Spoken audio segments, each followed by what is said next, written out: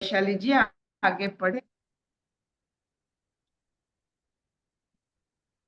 हाँ अर्पिता, नमस्ते। नमस्ते गुड आंटी। मॉर्निंग। नमस्ते सब लोगों को। हम लोग गीता का 18वां अध्याय पढ़ रहे हैं, मोक्ष संन्यास योग। उसमें हम आज श्लोक नंबर 16 पढ़ेंगे। श्लोक नंबर 16 भगवान बोल रहे हैं। श्री भगवान उवाच तत्रैवं सति कर्तारम् आत्मानं केवलं तु यः पश्यत्य कृतिबुद्धित्वात् न स पश्यति दुर्मतिः।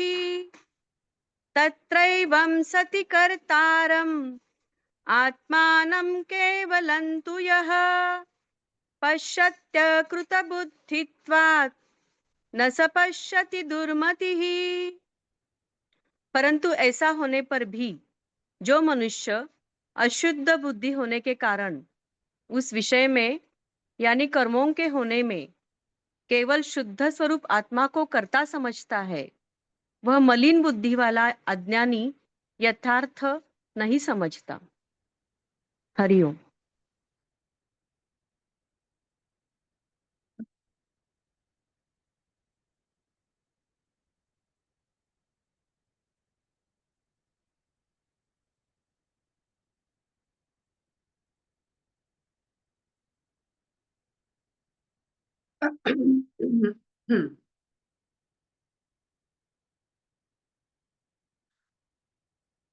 जो भी हम कर्म करते हैं प्रकृति के अधीन होकर,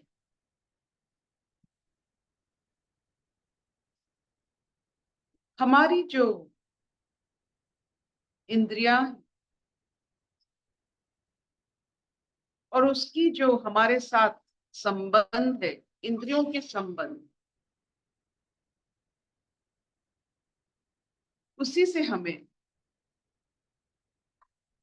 जो भी स्थिति मिलती है, जैसे भी स्थिति आपको मिलती है, सुख की, दुख की, मिली जुली स्थिति, ऐसे स्थिति बनती।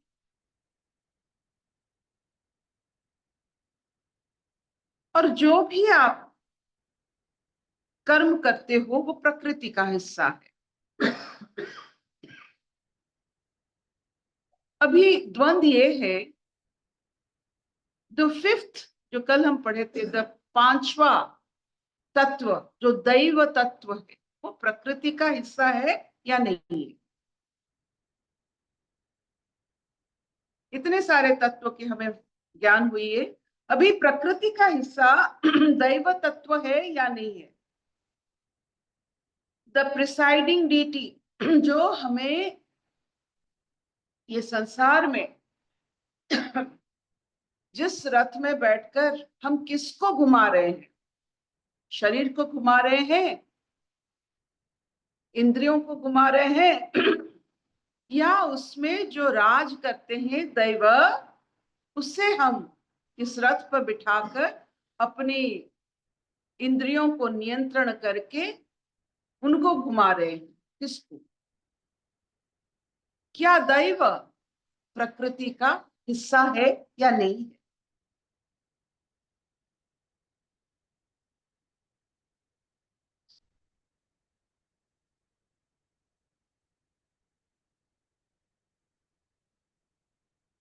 यह भी बात हो रही है क्या दैव आत्मा है या नहीं है। आत्मा और चिद्भास, इसमें क्या फर्क होता है।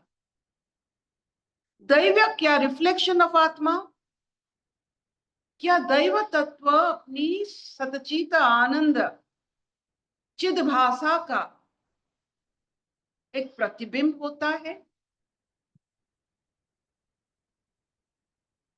ये हम क्यों सोच रहे हैं, क्योंकि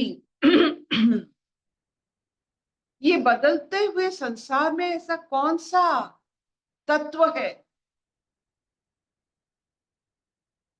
जो नहीं बदलता है, और नहीं बदलने के कारण सब कुछ बदलता है। इसका मतलब है, if you have a strong person in your family,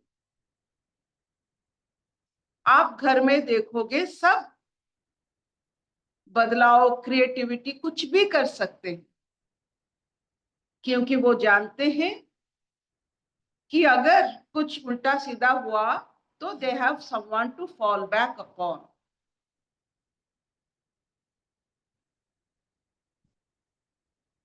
तो हम ये आत्मन या चैतन्य हो या चिदभासा हो या दैव हो,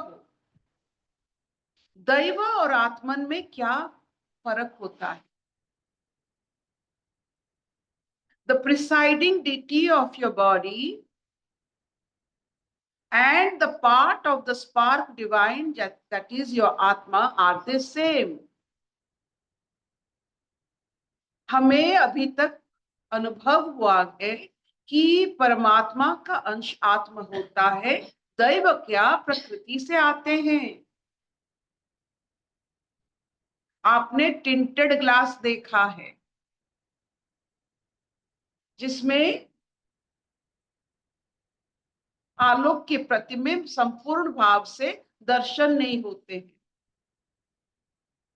जितने आप आत्मन को, आपकी देव, आप देखिए हमारे यहाँ कितने देव है, देव देवी दैव्य दिव्य, ये सब कितने होते हैं। आपकी सोच के अनुसार आपकी इष्ट बनते हैं, आपकी देवता बनते हैं। आप किसी से बात करते हो या आपकी जो अट्रैक्शन होती है, आपकी सोच के हिसाब से आपको देवता मिलते हैं। यहाँ इतने सारे हमारे ऋषि मुनियों ने अपनी ये 10,000 साल की, 50,000 या इतने सालों से अब हम जो चल रहे हैं, इसी के कारण हमें इतने सारे देवताओं की उत्पत्ति हमारे संस्कृति में है और किसी ने उसे किया है, उसको ऐसा लगा।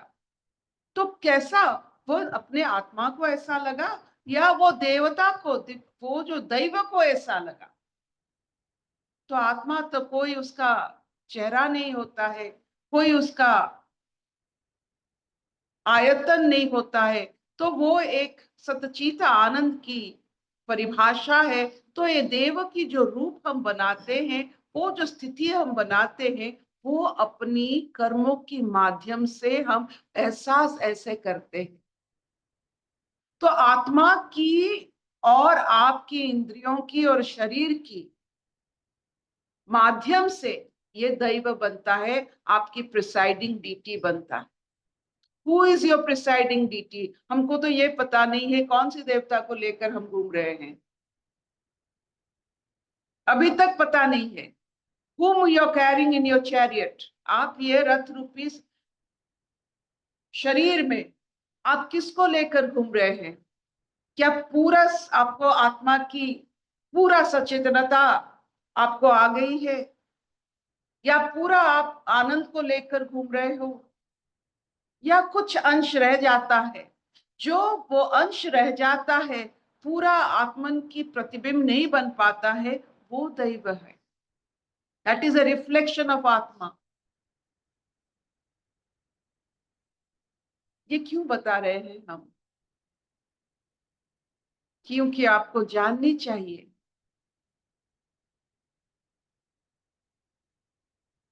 जिसको आप अहंकार कहते हो, जिसको आप अज्ञान कहते हो, जो भी आपकी एनेस्थेसिया जैसा आपका पूरा जीवन चला जाता है, आपको पता ही नहीं आप किसको लेकर घूम रहे हो। क्यों ये कौन इसका जो, हु इज टेकिंग द अनुभव जो आप घूम रहे हो शरीर को लेकर, तो उसका जितने सारे अनुभव कौन कौन ले रहा है? Who is taking it? जब तक ये क्लैरिटी नहीं होता है, हु इज द एंजॉयर? क्या वो आत्मा एंजॉय कर सकता है?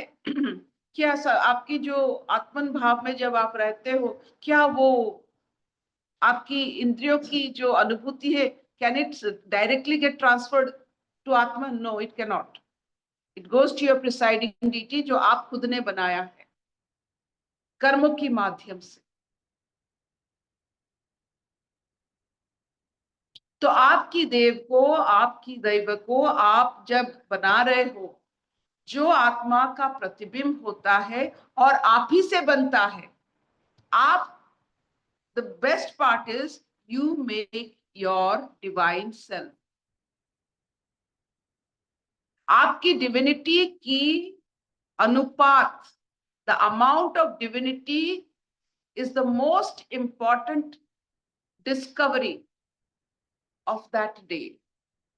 How divine you are. तो आज ये जो श्लोक हम पढ़ रहे हैं, the 16th,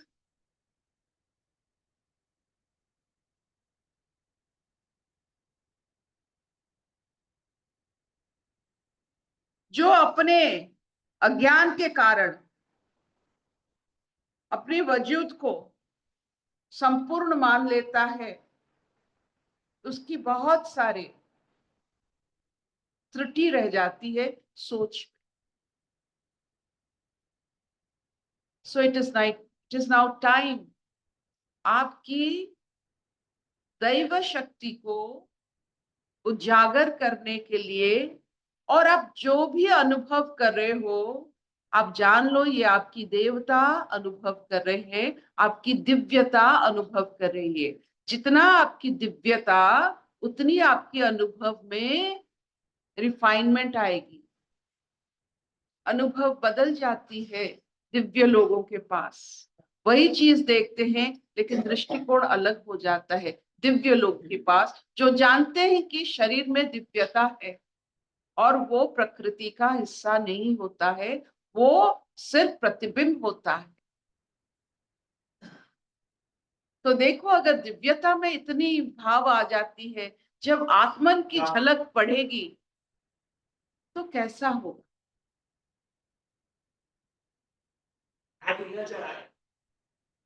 Will this do?